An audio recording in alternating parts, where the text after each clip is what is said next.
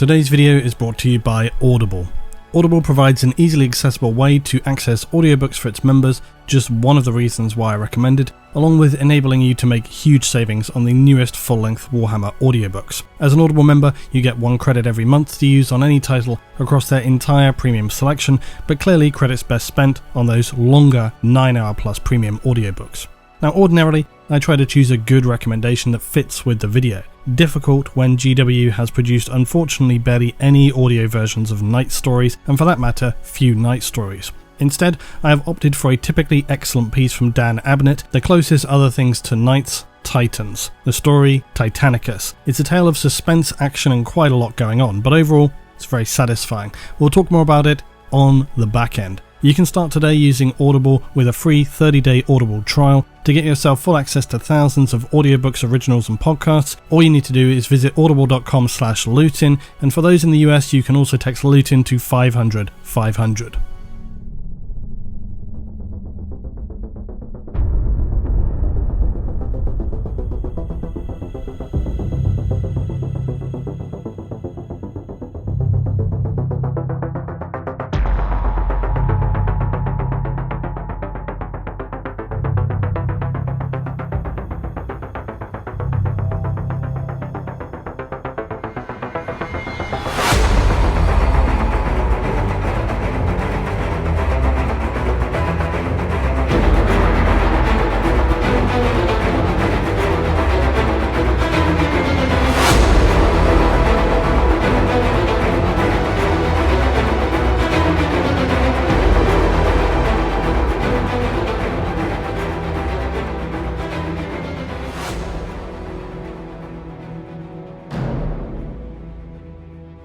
The Mechanicus of the Imperium lay waste to all enemies of humanity with their immense bipedal god machines of war, the Titans. Feared throughout the galaxy, these awe-inspiring constructs command some of the most advanced and destructive weaponry deployed by the Imperium of mankind. Yet, Titans are not necessarily always a suitable tool for every engagement.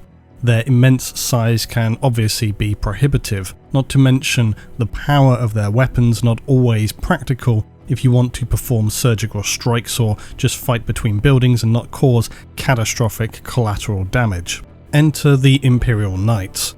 Created as the defenders of the farthest frontiers of human settlement, and importantly far more compact than gargantuan Titans, but just as ancient and able to bring to a battlefield a comparable scale of force when an entire knight household deploys for war. Their powerful weapon systems ranged in close quarters, spraying either superheated energy into their foes or pinning them to the ground under a hail of thousands of rounds of ammunition from Gatling cannon. Similar scale enemies will be torn or shredded by brutal chainswords or their Thunderstrike gauntlet. Their ancient ion fields can make knights almost invulnerable to all but the most devastating enemy weaponry by projecting an energy field in a narrow arc to the front of a knight. The positioning of the shield though is essential, as ion fields are only designed to deflect and slow shots comparative to say void shields, which are more encompassing, used on Titans. The weaponry and defensive capabilities of knights lie singularly in the hands of their pilots, revered and noble members of imperial planets who go to battle under the colourful banners of their noble houses, often that have existed for millennia and can trace their lineage back even to the period before that of isolation. Of course, they stride into battle under the banner of the Imperium in M41.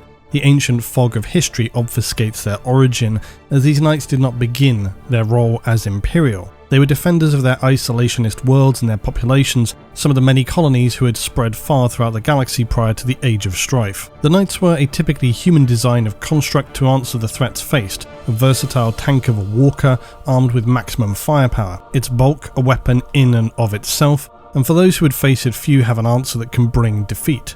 One knight is enough to hold a town, a court of knights a city, a household a world, and when several worlds and knight houses combine, their force enough to subdue or conquer entire star systems. Unsurprisingly, it's often humanity's most ancient machine designs and technology that also remain the most powerful, even to the current time of M41. Humanity, long ago, reached out. It dreamt of how one day it would touch the stars. And despite a long focus on understanding of science and technology, Humanity of old Earth remained tethered and limited to being able to practically explore its own solar system, only able to reach the great void beyond with small probes and unmanned exploration craft. In the Imperium of M41, this ancient past of humanity is not something its citizens spend time to consider, and even among its scholars and administrators, few have a solid understanding as to the obscured past. Fragments of information are found periodically, but little of this time is detailed by the Administratum. Those such as the Mechanicus, Inquisition, even the Astartes, may hold the rarer records amid their vast library vaults. And of course those in the past such as Malcador and the Emperor himself would have remembered these times and collected objects and records from the period. The point being, it's incredibly difficult to date the exact development of humanity from confinement within our own solar system to when we initiated real, meaningful colonization transports out of our solar system and onward to other systems.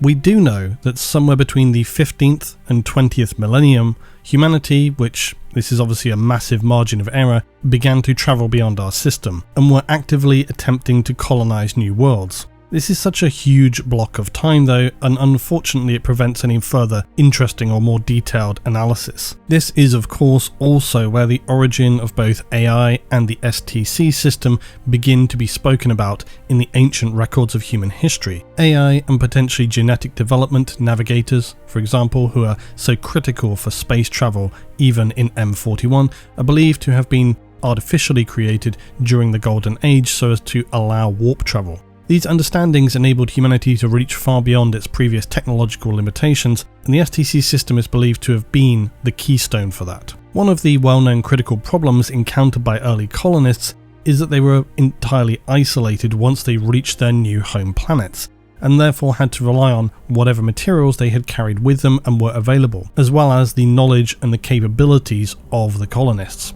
Now that in itself was pretty formidable, but humanity was entering its zenith period of achievement, and the STC system was designed to provide each colony with the sum total of humanity's combined knowledge. This was, after all, a shared achievement, and it was deemed necessary and appropriate that every world should be able to access all of the gathered knowledge for humanity. This was, after all, its greatest achievement. It had unlocked the power of the human race, and is even said that at this zenith period known as the Golden Age, or for the Imperium, the Dark Age of technology, humanity had stood alone now as truly the most powerful race in the entire galaxy. This is arguably debatable given what we know about the Necrontyr and the Eldar in their own time, but it is known that humanity from this age had seemingly achieved time travel and were capable of destroying nearly any threat that they encountered, not to mention highly adept at terraforming, genetic and AI development that are not seen anywhere else. So it likely is not too much of a stretch to suggest that humanity at this point were the most technologically advanced race to have existed in the galaxy. It's worth noting that even other races in the 41st millennium often fight with humanity still in M41 to obtain the rare and priceless STC templates that are sometimes discovered. The fact that these are valuable to others beyond humanity suggests the knowledge contained within was and remains unachievable by Xenos. On the other hand, it could of course be they just don't want humanity to have it. Upon the worlds humanity settled though, all were gifted these STC, this standard template construct, of which a large focus for the Imperium is still the recovery of these master works. And it's even believed that by simply inputting available material data, an STC could solve any and all problems, from environmental threats to harmful viruses, food shortages, power limitations. Any issue could be overcome, including providing formidable defences. We know that some STC function and work into M41. We know, for example, that the Votan seem to have STC. We also know that even some gangs of Necromunda appear to have STC, and undoubtedly the Mechanicus as well. But back in the ancient history of humanity, the isolated colonies had no galactic armies to protect them, and burgeoning human settlements were obviously at risk of Xenos assault even during this early time. Orcs and Eldar were out there in the galaxy, not to mention all other manner of creatures that have likely now been exterminated by the immense genocidal purge known to humanity as the Emperor's Great Crusade. But there was little great about it for those peaceful alien worlds who saw their entire planet scoured of culture and civilization, their crime existing. Before the power of the Imperium though, many colonies turned to their STC to provide them with the technological power to resist any and all threats that may come upon them, and this is where the origin of the Knights begins. It's also my belief that this is where the origins of Titans begin, as Titans are essentially scaled up versions of knights using highly comparable system designs, not to mention the fact that in M41, Titans with AI were encountered. It's very unlikely that the Mechanicum would have created AI. We can understand that these vast war machines during the Age of Strife and the collapse of Mars already existed, but that's truly a whole other story, and I've spoken about it before. Human colonies were able to defend themselves now, and knights were not the only thing they had on their side, of course. We believe in the ancient times AI were available to many colonies, in just what form or number is unknown. It's entirely possible that there were also iterations of cybernetic adaptations similar to servitors, although likely not exactly the same. It's entirely speculative. And the reason for that being that all indications are during the zenith period of humanity, it had achieved a more moral, sociological level of pure scientific and ideological enlightenment, free from past millstones to advancements such as corrupt individually focused leadership, widespread societal ignorance, and many prejudices. Just how accurate that is for this period, or how rose-tinted the lens of these fragments of information are very open to speculation. It may well be more of a slice, a cross-section, rather than the whole picture. Clues that point toward human cybernetic hybrids, AI, who eventually rebelled, may point to things being less than utopian. The reason I suggest this is that while AI was certainly part of humanity's golden age, it also stands to reason that cybernetics and drone-like servitors could have played a role. Such concepts are explored in other verses, like the replicants of the Tyrell and Wallace core in Blade Runner, whereby their off-world expansions are only made possible due to artificially produced humans genetically designed and restricted to a life of essentially slavery. Such events are certainly plausible within a humanity whose religion is essentially science, and who have potentially become entirely disconnected from the concept of what humanity means. We may speculate this period of the golden or dark age of technology would have created, perhaps necessitated, a highly compartmentalized society whose structure was disconnected somewhat, especially emotionally. This crosses over into the cryptic descriptions of this time, but the point being, it's likely that what we see now in the Imperium is a far degraded, perverse and bastardized version of what were once part of humanity's highest scientific achievements. The reason I consider this to be a plausible scenario is how we see technology existing in M41. It's this far degraded form that involves the use of wetware, artificially grown humans. Then there's the considerable amount of cybernetic augmentation, and the Imperium's ability to create transhuman genetic modification to create, say, the Astartes. All of this undoubtedly originates from the golden age of humanity, and it seems at least plausible that in order to achieve such things they would have at least begun to view the concept of individual life and humanity differently. Ultimately, just what form their ideological or philosophical concepts took is something we're unable to define. But this is of course one of the most interesting mysteries about the humans of the dark age of technology. How would their views look to us? Enlightened? Visionary? Godlike? Depraved? Morally perverse? Abhorrent? Who can really say without more information, something which sadly seems very unlikely to be available to us. One thing we do know though is that very much like the technology of the Imperium, the developments unlocked through the Golden Age gave rise to machines capable of perfectly integrating with human brains and the neurological system. It's likely that this is why the Emperor was capable of developing the Astartes project, the Golden Throne, things like this in the first place. Because whilst he required vast and highly expert scientists to complete those goals, the foundation of such achievements originated in the Golden Age. They weren't just produced out of thin air after unification. This blending of human minds and advanced machines seems to have been very prevalent in that time, and we do know that in one example humans piloted space vessels of this period in history by linking with their AI, and that for a ship to be separated from their paired human was apparently quite traumatic, as seen through the account of the Spirit of Eternity, where it becomes apoplectic at the ship's captain being tortured and murdered at the hands of the Imperium. Of course, humans are still linked with ships to some degree in the age of the Imperium, and it's why navigators can sometimes be suspended in those fluid tanks to merge and pilot a craft. It's also why princeps of Titans are so incredibly rare and have to be partnered with suitable colossal war machines. The same is very much true for Imperial Knights, albeit on a far smaller scale, but this pairing of human-machine had far broader consequences than just functionality. In fact, it was through this pairing of human mind and machine spirit which led to what would eventually become known as night worlds, and it also allowed these colonized planets to be spared the horrors of the Age of Strife, where others would be consumed and scoured by the nightmarish entities of the warp. When it comes to the technology and machinery of the Imperium and Mechanicus, one of the most commonly discussed aspects of not just their colossal war machines, but most technology of humanity by the period of M41 is the concept of the machine spirit, which is something we hear about from lowly guardsmen, superhuman Astartes, and powerful figures among Mechanicus, or pilots of huge war machines such as the Imperial Knights. All will tell tales and can speak in relation to having to appease the so-called machine spirit. But what does this in fact mean? What is a machine spirit? Well, it's one of those things that sometimes can be overthought, but not without fair reason, to be honest, as a machine spirit is one of those things that is regularly distorted and twisted over misunderstandings. Like many things among the galaxy of M41, this is not helped by the fact that what is deemed to be a machine spirit may not always actually exist. In some instances, it very much exists. In others, it may simply be someone an ignorant member of the Imperium is attributing to machine spirit-like characteristics. One of the fundamental tenets of human society post-Age of Strife was of course the strict outlawing of all artificial intelligence. However, even that is something of a vague, arbitrary blanket rule. For one thing, it's not extremely clear just how big a part AI played in the downfall of humanity, who or why, or even when it all came to a head.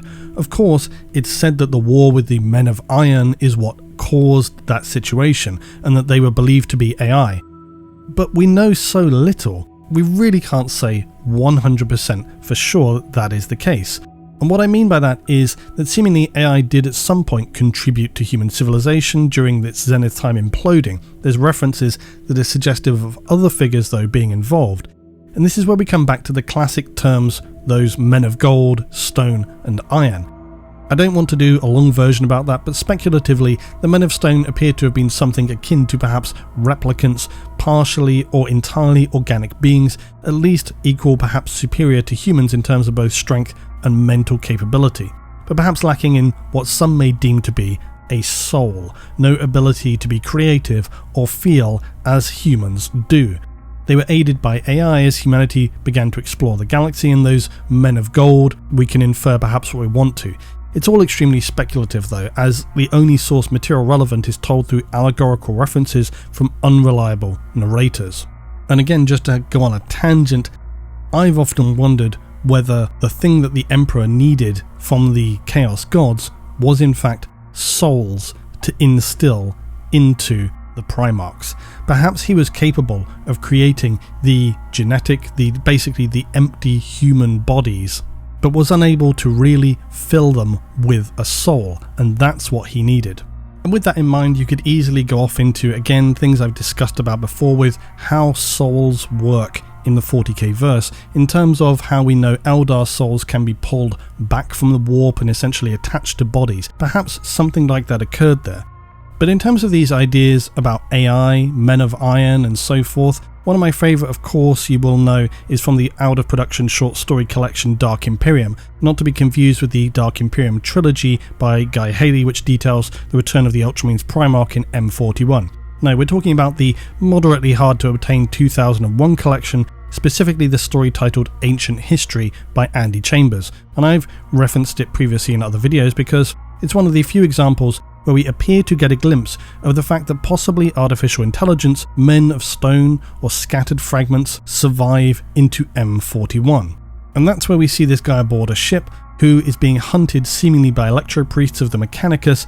Eventually he ends up defeating a Chaos Space Marine and repairing a human, giving him bionics, despite the fact he appears to be just a standard guy aboard an Imperial ship, a slave worker essentially. But it appears as if some kind of AI is trapped within the cybernetics of this guy. There's other references as well, many of which I've noted in past videos, self-aware ships, constructs, individuals and so on. And we presume of course that the vast majority of these artificial creations of humanity were purged in the aftermath. I say presume because again, how successful this was is entirely unknown. Clearly some slipped through the net and survived, kind of like the Thunder Warriors, but nobody really knows how the end of that war concluded.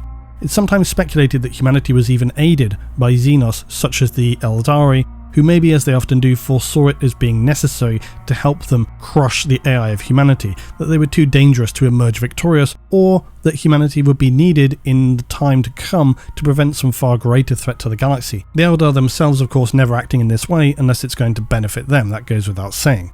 So whilst it may appear that I am yet again rambling off topic, there is a relevant point to this, which is that it's very often suspected AI or other ambiguous ancient things are misunderstood fundamentally by the Imperium and Mechanicus in M41, and if not that, then just severely underestimated.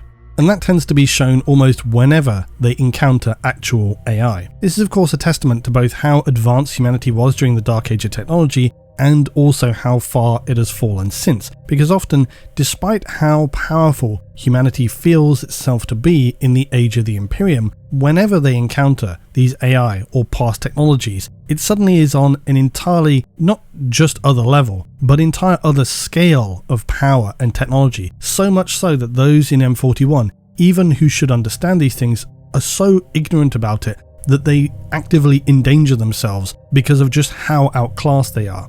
My point is that whilst the Imperium may strictly outlaw artificial intelligence or abominable intelligence as they cringingly refer to it, it's very questionable if they even have the capability and wherewithal to actually define and understand an AI, and that perhaps that's why they slip through the net, because they just can't detect them.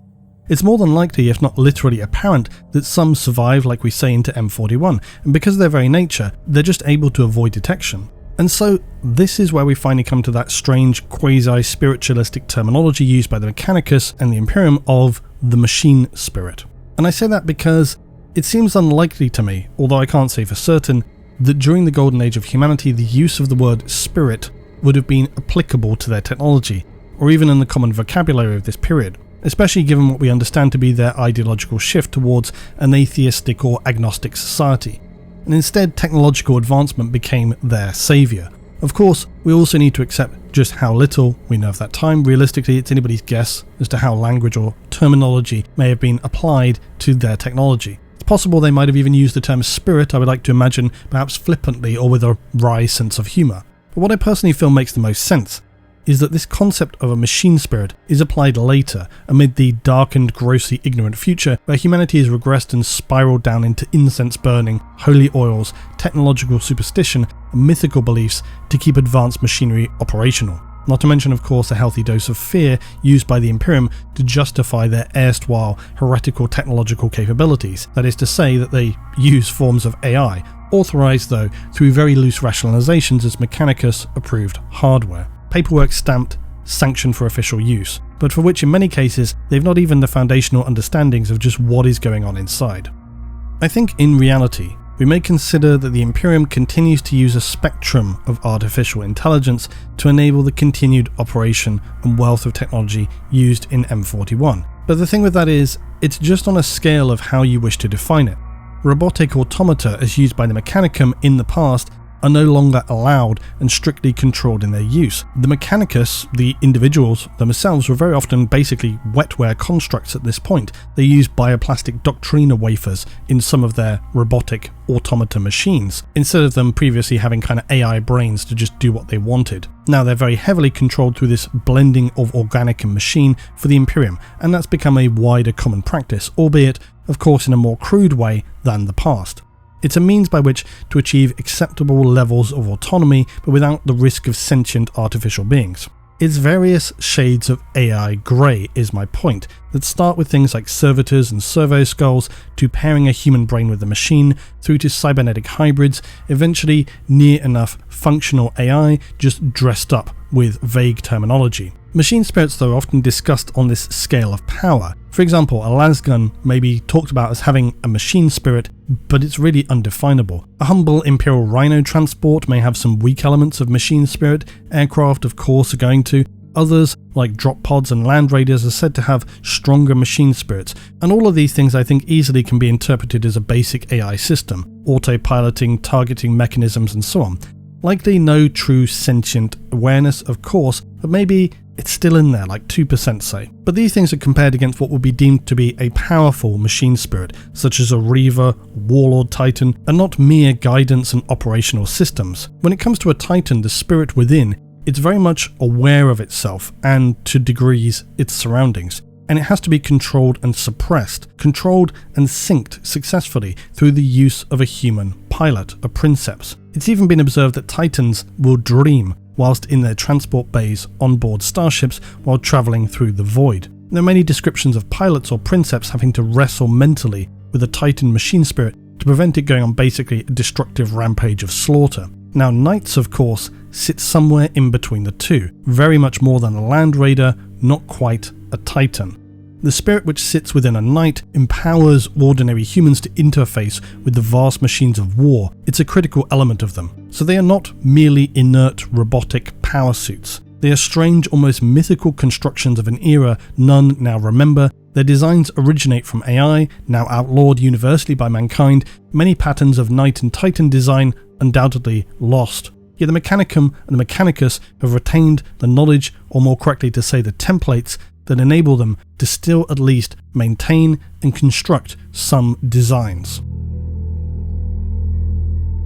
The Imperial Knights, these ancient machines of war, would be useless though were it not for their human pilots, and they're only capable of interface through what is known as the Throne, or now Throne Mechanicum. The throne seat within Knights and Titans alike enables a neural interface through cranial sockets. These require, of course, careful surgery for its pilot, and it's worth remembering what I noted recently about alternate origins for the butcher's nails. It's entirely possible that those nightmarish torture instruments originated as neural interface technology.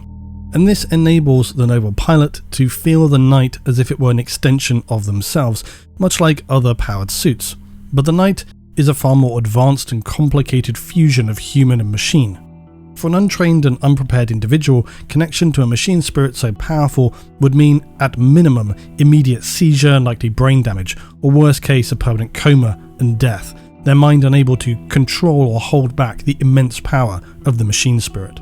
For those selected nobles of the knight houses, they will early on have been conditioned, since birth sometimes, and also through their neural surgery with their specially augmented brains to bear the overwhelming neural load. The Throne Mechanicum also store synaptic echoes of those that they were previously bonded to. So what that means is the machine spirit of each knight and titan alike share with their pilot parts of themselves.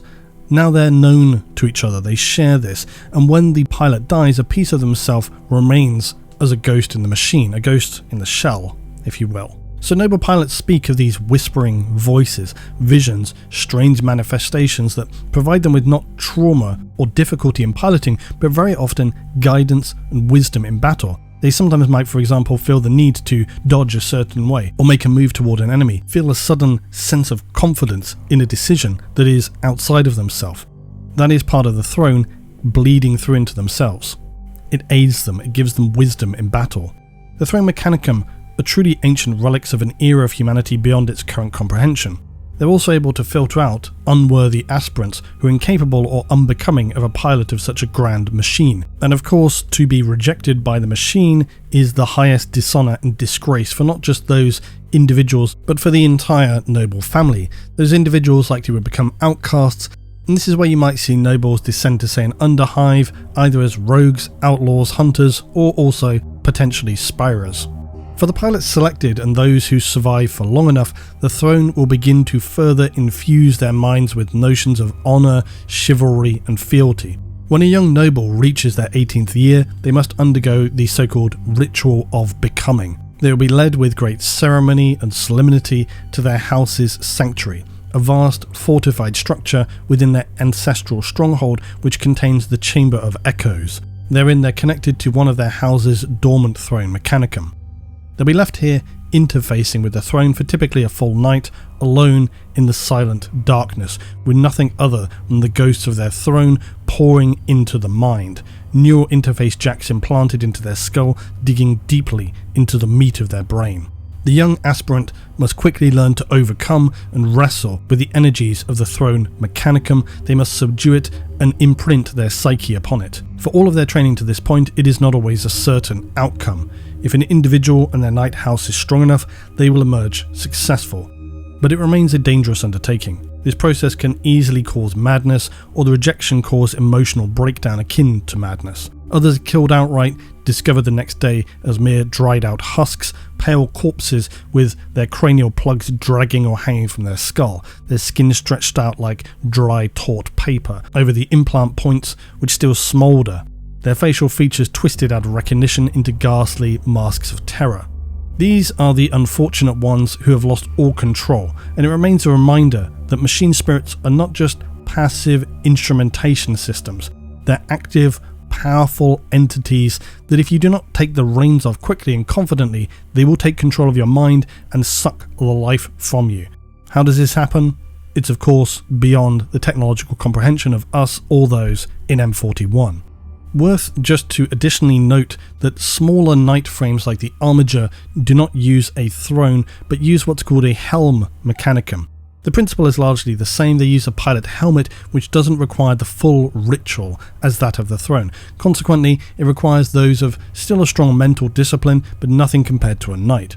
So those who pilot armigers are known as bondsmen. It's still a respectable position, especially on a knight world, nothing to be ashamed about, because they are after all still warriors who will fight alongside knight households against the enemies of humanity. But the connection through the helm mechanicum is so weak comparatively that some armigers can even be synced up to a powerful knight and piloted almost remotely. It can vary on some worlds though, where some knight houses will designate special orders for armiger, and this of course demonstrates to us that not all knight worlds follow a set system of instruction and structural doctrine for how they build their knight households.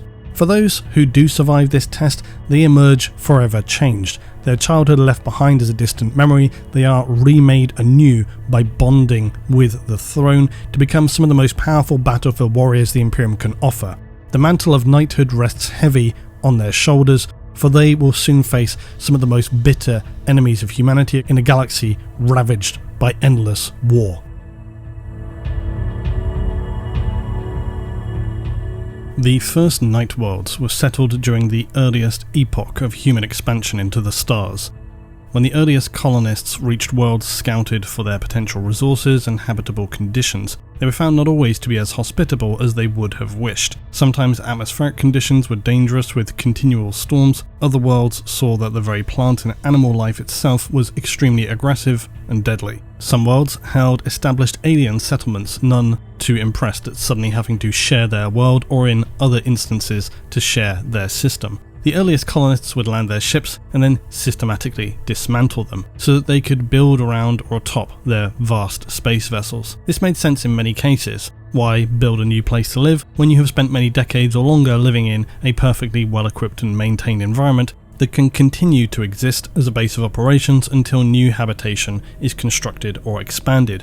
When it came to weathering the conditions of new worlds, their AI STC systems were able to adapt quickly to the environment of a world. This meant constructing and producing specialized hazard suits for dangerous toxic conditions, protective suits that would combat dangerous flora and fauna, and in the case of alien populations, construction of far bigger machines that could defend or assault any threat to the colonists. What remains of these we now know as knights, but in their original form, who knows what they were called. It's possible they also did not hold all of the embellishments which came upon them later. These things seem out of place for a logical, scientifically focused society. The power of the STC ensured colonist survival, and human world became, of course, dominant and would lead mankind into its golden age. Those who piloted the giant bipedal war machines, though, began to change over time, their connection to the machines steadily altering their minds. It's hard to know exactly how, in the earliest days or centuries of a colony, why the night pilots specifically became so powerful. It's possible, of course, speculatively, that they were just held in very high regard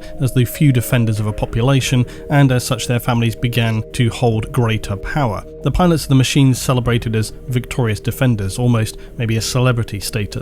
I think we could imagine their machines being individually decorated for each pilot, but this would all change in time because the more the pilots connected to their machines, it was altering them and their mind. Why this happened again is unknown. It's a testament to the mystery of the machine spirit. Did the STC design this specifically? Was this part of a plan from an STC AI to protect its population by instilling a certain ideological outlook? Who can say? The only thing we do know for sure is that the more they wore their battle suits, the more authoritarian their pilots became. Not just that, but they began to espouse concepts of chivalry, ritual observance, loyalty, and fealty. These machines, these thrones, had altered fundamentally the cultural dynamic of the human colonies. So as things progressed, the machines became knights, and the pilots became the first nobles, who would then form the first knight houses.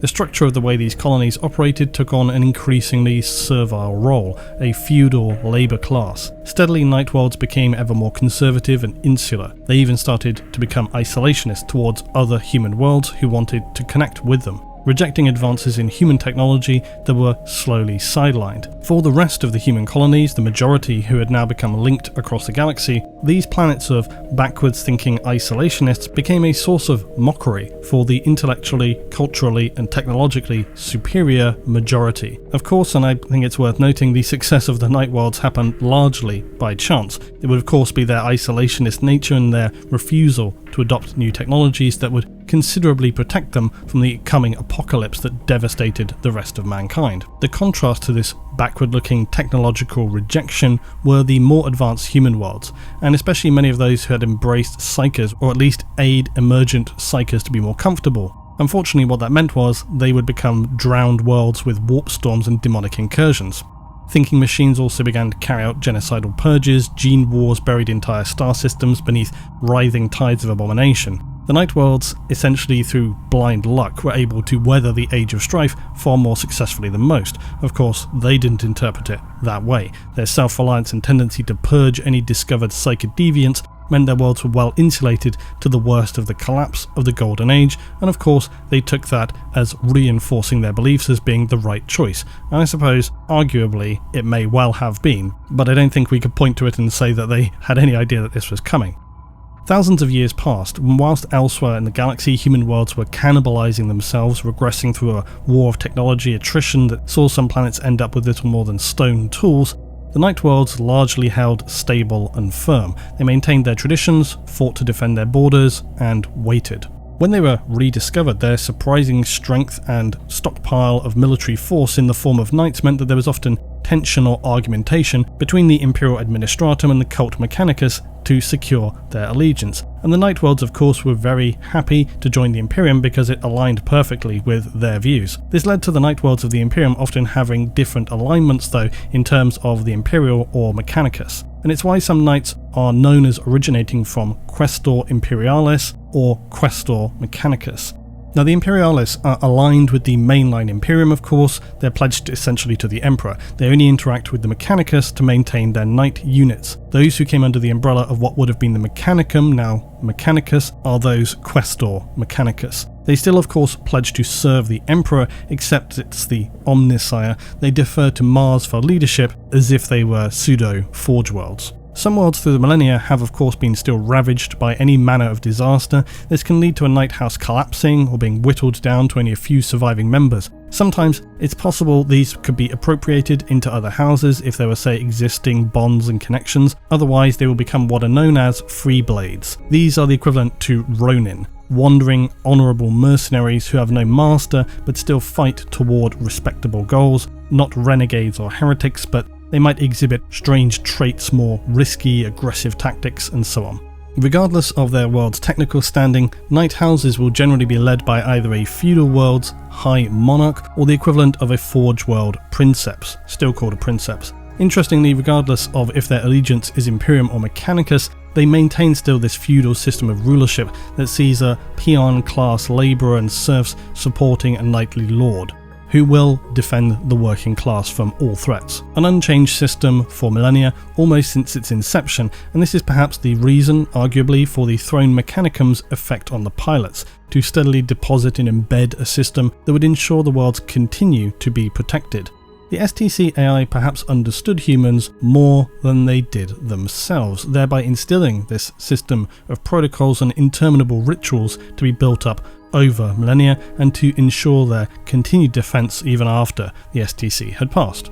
When the heresy consumed the nascent Imperium, like so many, there were Night Worlds who turned traitor, both Imperialis and Mechanicum worlds, yet many more were surprisingly shielded from the corruption, seemingly due to the conditioning of their thrones, just as it had protected them throughout the Age of Strife to the threat of innumerable horrors. Night Worlds, though, were especially good at rooting out any corrupted or rebellious elements within their populations and would purge them mercilessly without question. In many ways, the Night Worlds are precursors to the Imperium of M41, not M30. They held principles not entirely dissimilar to, say, Inquisitors and the Ecclesiarchy, which, when you think about it, is pretty interesting.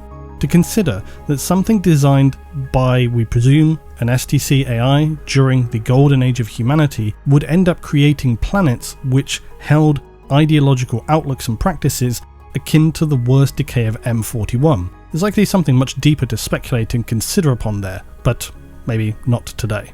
After the bloodbath of the heresy, the Night Worlds remained a bastion of strength in holding the Imperium together. They continued to support the Loyalists and Astartes through into M41. They remain unbreakable keystones of Imperial defense throughout the galaxy, all while staying true to the highest ideals of chivalry and honor dictated by the leadership of the Night Houses.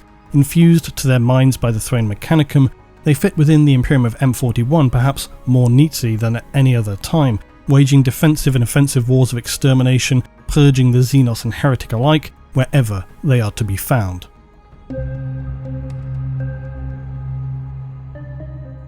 There are a vast number of Imperial Night Houses throughout the galaxy. Some of the most fabled are the likes of House Terran, Cadmus, Griffith, Hawkshroud, Raven, Volca, Tyrannus, and Krast. While Knights may appear to be a staple of the Imperium by M41, they are similarly to Titans still an awe-inspiring spectacle for a human of ordinary status, because most, even among the Imperial Guard, will have at the most seen the ordinary hardware by the Imperium, standard battle tanks, transports like the Russ, the Valkyrie, maybe some more powerful tanks like the Baneblade, and so on. But to witness a Knight Lance charging across a battlefield as their ion shields sparkle like etheric flame is something many will have never imagined they could, would, or understand to see. It would be something even mid-battle a guardsman would likely take a brief moment to take in visually, perhaps as it could be the last truly spectacular sight they are to see. Also, not least because of the Sacristans, who maintain Imperial Knights. Because just like the Astartes, Imperial Knights are seen as the most godly, awe-inspiring products of the will of the Omnissiah. As such, the Knight suits themselves are revered beyond estimation. When they return from battle, they are showered in oils, incense-lit litanies of machine worship uttered non-stop, as an army of tech priest sacristans pour over them, each more eager to clean and maintain and repair any damage to the Knight suit than the last. Sacristan tech priests are trained by Mars to learn everything about the maintenance of this technology. The sacristan's entire being is devoted to ensuring knights remain in pristine condition, ready to fight. And despite whatever differences there may be politically between the Imperialis and Mechanicus Night Worlds, assigned sacristans will spend their lives upon the world they are assigned to serve, and as such they will place a great level of importance upon the heraldry, the house, the ritual of the Night House. Although just as much as they will do in keeping the power plant operational, the weapons, and its critical machine spirit systems running. A knight after battle will be lavished with care around the clock until it is in absolutely perfect operating condition, as dictated by the tenets of the revered Code Chivalric, which declares that a knight must not only be able to fight, but must look suitably magnificent whilst doing so. Hence the enthusiastic detailing crew of Sacristan who will repair even minute superficial damage. Consequently, and obviously very intentionally, a Knight Lance charging across this battlefield looks positively enrapturing, their banners flying high, their polished metal trim gleaming in the system's starlight, bold colours of defiance that declare no fear of an enemy, not dissimilarly to the Imperial Astartes. Knights are a force that scream out to be challenged, and that they will not be put down easily. They're an unstoppable force of willpower steadily entrenched over some 20,000 years, and no pitiful Xenos will stand in their way of defending those that they are sworn to protect. For the Sacristans, though, they are the exact opposite of this bold display of colour and presence, especially true upon Imperialis worlds. Sacristans are typically monastic in their behaviour, humble and wishing to generally keep to themselves. This is not the case though for all sacristans. In fact, some are so committed that they even follow the knights into battle, either setting up knight repair stations between battles or even riding out in armoured crawlers, forgelanders or swift servitor striders to perform battle repairs under fire. Sacristans will of course take some influence from the worlds upon which they serve and the house orders. To do otherwise would be offensive, likely more for the machines in their care than the humans who pilot them. So for example, some may wear fine data robes of a knight house colour and heraldry. Their personal appearance as well may alter from extensive tattooing, complete removal of facial hair, or perhaps faces covered at all times. Some might carry specific icons and symbols worn about them. Appearances are not everything though, and some worlds will still perceive the servants of the Mechanicus more cautiously than others, especially those knight worlds which really focus on the feudal rejection of technology. But they are, of course, very happy to keep them contained within specific operational sectors of a world. Their duty is to maintain the knight suits, but their access outside this space unnecessary. As noted earlier, knight households will be led by the head of a noble family, a high monarch or princeps. It can also be the most senior noble in times of crisis, such as a member of the exalted court or a baron. Unlike the more regular forces of the Imperium, the knights generally act with more autonomy, providing of course they obey the code and their liege. Knights are permitted to fight more like a crusading band of heroes. Of course, if they're involved with an action involving multiple branches of Imperial structure, like say the cordon around Octarius, then they're going to defer to an overall Imperial commander as ordered by their High King Monarch. But out in the field, they'll act on their own initiative. The hardware available to a knight house will be fairly standardised by M41, although some Forge Worlds and Imperialist strongholds could contain ancient patterns rarely seen, other STCs for some patterns that have been lost over millennia. Knights, as with all Imperial hardware, are constructed by these ancient, valuable STC pattern, and the most common being the standard Questoris Knight, a bipedal, heavily armoured war machine chassis that contains potent machine spirits and a versatile armament mounting. The base structure of knights are uniform, but they will be designated a classification of errant, paladin, warden, gallant, crusader, preceptor, and others based on their weapon setup, and this will lean in on a pilot's expertise and their strategic strengths. Additional support is offered by the hulking Dominus class engines, while scouting and raiding duties fall to those lighter Armiger class knights. Knights can often feature specific key upgrades, similar to how Imperial forces can bring specific individual war gear elements for officers or veterans. Same for any Imperial force, the Knights are no exception. So some have access to, for example, special suits for the pilot, an additional carapace studded with sockets and capable of projecting a small additional shield of ion energy to protect the pilot and critical systems. Thus, even if their external shielding is breached or takes fire from multiple directions, this internal shield will prevent the core elements from being decimated. Other specialist items like the Helm Dominus enables a communication boosts between a knight commander and its armigers.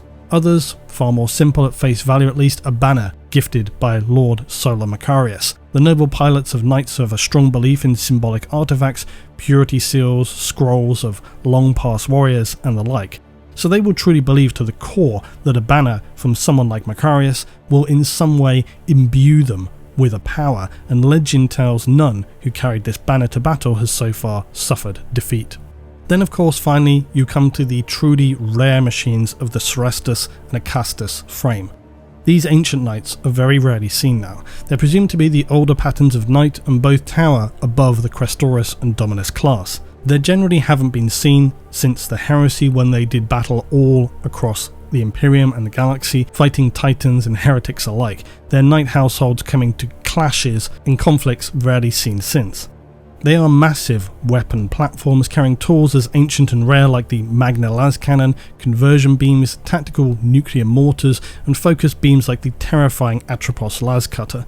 The faster Cerestus Knights are invariably deployed as first strike units. The ancient war machines, more than capable during the heresy, demonstrated their ability at bringing down titans, getting inside their void shields, bringing them down with brutal melee slaughter, carving them apart with 1,000 cuts. The more powerful weapons of the Acastus carry enough support firepower to rival a Titanic assault and can be used to soften up long-range targets for lances to pierce through.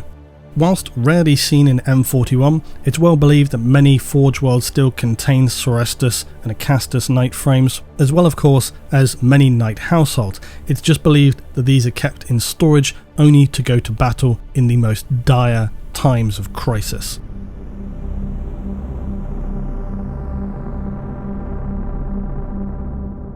As throughout the Imperium, night worlds are no exception in their variability of planetary condition. Some are bleak and desolate, others temperate, some dense with forest and desert and ocean. Those who settled had to contend with such factors, and now by the period of M41, others, like so many hive worlds, are contaminated and irradiated wastelands. Not through the population necessarily abusing the planet, but some, despite their best efforts of defenders, saw the worlds consumed by war. Maybe long forgotten or more recently scoured as well by devastating Xenos conflict. No matter what the condition of a night world, the remaining constant is the way in which the world and its systems are governed by their nobility or monarchy. That being a singular individual who themselves holds power over fiefdoms or some equivalent terminology. As in the most ancient times of human history, the nobility will rule over these areas and the peasantry therein beholden to them. Of course, perhaps less like the ancient times of humanity, the knight nobles are duty-bound to protect those of the toiling worker class under their care, and do so with considerable success and enthusiasm, not least because of the addictive qualities of the throne and the power wielded through the most devastating individual suits of war designed by humanity. Because of course, titans are not individual suits of war, they often have entire crews. In terms of the variable structure to which worlds are ruled over by knight households, it's actually surprisingly considerable comparative to imperial worlds of, say, hive cities. Night worlds are by and large relatively secure from the worst ravages of the galaxy, but still hardly a paradise. Some are governed by repressive, cruel regimes, with the basic sentiments of knightly responsibilities being carried out, but power corrupts. Their monarch may be either cruel in character or decadent in their excesses. Other worlds operate more merit-based systems, with nobles receiving more control in governing for their excellent battlefield, strategic and diplomatic acumen. The way in which the upper levels of the Imperium operate tends to bleed down through the rest of the worlds claimed by the Imperium. That is to say, things like Inquisitors, Administratum, and the highest leadership such as the Lord Commander of the Imperium, Primarch of the Ultramarines. These roles are undoubtedly totalitarian and dystopian. Their will and their demands are obeyed without question. No citizenry or governing body elects them to rule. However, this is not the exclusive case across the sectors and systems of the Imperium, or its worlds throughout the galaxy. There's no enforced rule about how a system or a planet should be governed, and while some system worlds operate what is basically a monarchy, others are very much more aristocratic, with nobility and hive spires taking their authoritarian lead from the upper levels of imperial bureaucratic structure. Most planets such as agri or mining worlds are ruled by a core system world, typically a hive. Ecclesiastical shrine worlds and so on defer to that leadership, as do forge worlds to the Mechanicus. And then you have planets like night worlds, which operate with these noble families, not dissimilar to hive worlds with their aristocratic form of leadership with an elite few controlling the masses. But because of the respect and honour held by the individuals of exalted courts within night houses, you sometimes see regimes where the court of nobles are empowered with an ability to elect their leader, either for life or for a limited reign. Now, to be clear, that's not really democratic, it's still just a variation of the aristocratic elites in control. It is, though, an example of how there's nothing which specifically states how a world or system has to operate. It's plausible, but perhaps not especially feasible, that some worlds within the Imperium do operate under a system of very limited concept democracy, or some kind of Socratic system of empowered intellectuals who are more willing to cede power where necessary. Of course, you also have imperial governors, where the bureaucracy of the Administratum will just say, this guy's in charge, and that's the end of it. But I just think it's important to realise that there are different things going on all across the galaxy, but, they are still an exception rather than the rule. But the point is, the Imperium, as it's termed, does not care how worlds are run for the most part. As a governing entity that sits above the systems of humanity across the galaxy, the Imperium only cares that resources and support material are delivered as necessary, that tithes are adhered to, and that of course allegiance remains strictly to the Emperor, the Imperium bureaucratic, and the Imperial cult. These are the mandatory tenets of the Imperium. So you could end up in this very bizarre situation where you have this totalitarian, authoritarian imperium above everything else, but then a planet which speculatively could be democratic. It's unlikely to happen, but theoretically it could. One might consider though, why is it that many worlds of the Imperium lean toward this unelected leadership structure? It's fairly simple in the sense that to do so would require a system of informed population, able to understand and calculate how best to choose their leaders, and of course a willingness and a structure to set that up, and that rarely exists in the Imperium of Man. Nor is there likely any effort for people to wish to do so, and if there were, if people started to talk and dissent and so forth, it would likely be immediately crushed, and that is always the problem in the Imperium.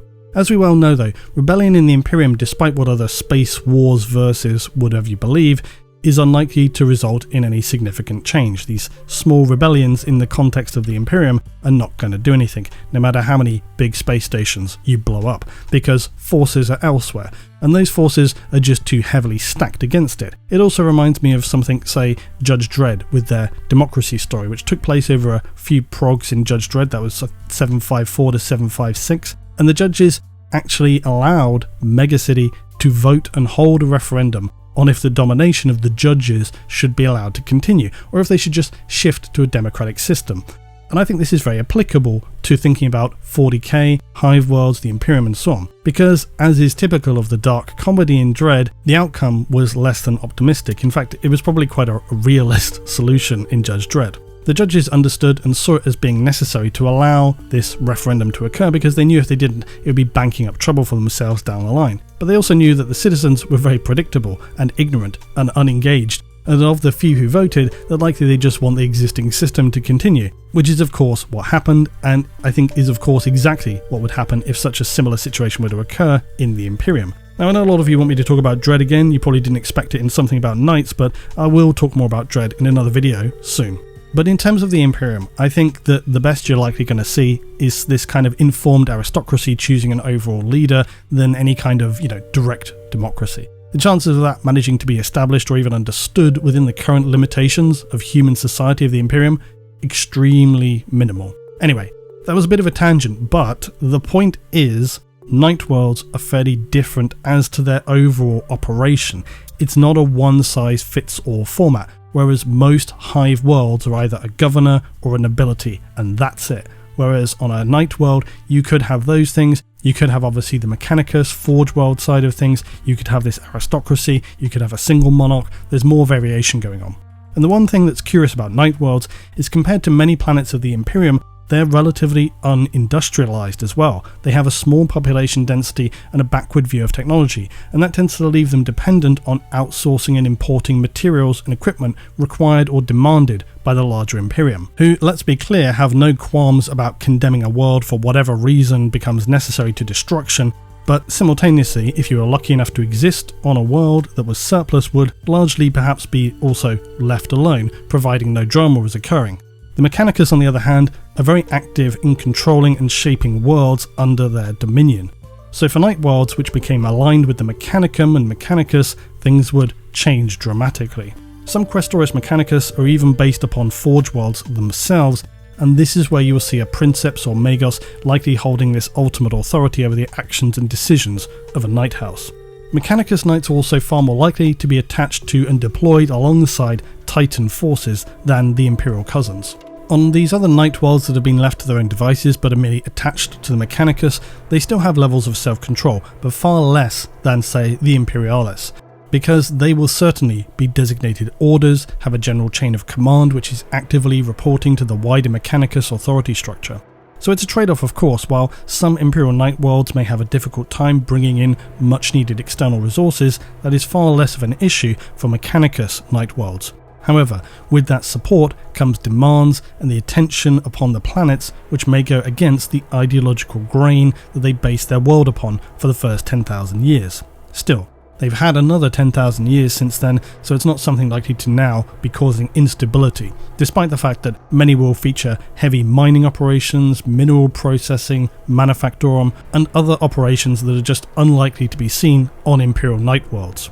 Additionally, Mechanicus Knights will just be deployed regularly to guard Mechanicus operations, again mining and resource worlds, or hive cities where manufactorum of critical products are under threat. So it's very possible, of course, that knights were never imagined to have reached as far into the future as M41. They were developed before humanity of the Golden Age tore itself apart, but in part because of this long-standing reputation held by the nobility and the knight houses, it means that their bond with the machine, this symbiotic relationship held, has created a dynamic whereby, not dissimilar to Titan princeps, the knight houses feel driven to war. This intense drive, coupled with their sense of tradition, ceremony and honour, has led to many legendary battles and pilots becoming figures of renown within their own houses and wider Imperium, which of course only pushes the drive and sense of service through the generations.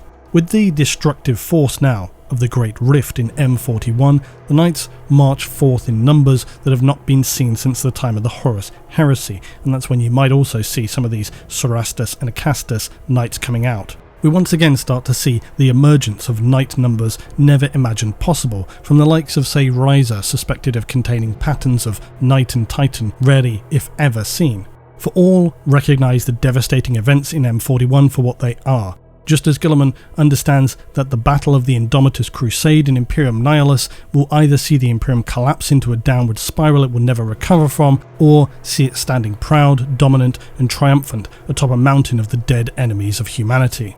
The Imperial Knights of mankind see this conflict perhaps more acutely than most. For them, this decisive conflict is everything they were ever designed to be. They give their all for honour demands no less. There are of course those who fall into darkness, those who stood on the wrong side of the victorious at the end of the heresy, the lost knights who found a new place among the worshippers of the gods of the Eightfold Path. But that of course is a story for another day.